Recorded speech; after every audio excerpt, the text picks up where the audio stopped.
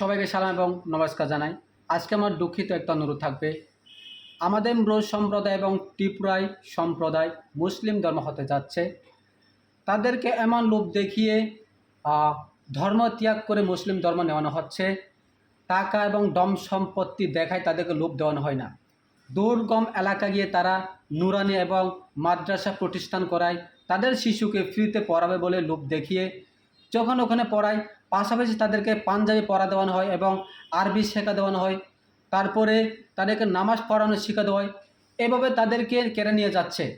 ওই সমস্ত জিনিস যদি আমাদেরকে বন্ধ করে না দেয়, তাইলে আমাদের সামনে বছরে অনেক সংগঠিত হবে আমাদের আদিবাসী সম্প্রদায়গুলো।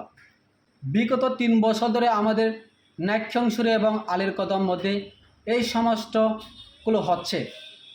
বেশিরভাগ হচ্ছে আমাদের কুরুপাটা ইউনিয়ন এবং এদিকে থানচিরত যাওয়ার 10 কিলো, ওদিকে ত্রিপুরা এবং মুরু মধ্যে বেশিরভাগ সমস্যা হচ্ছে আমাদের।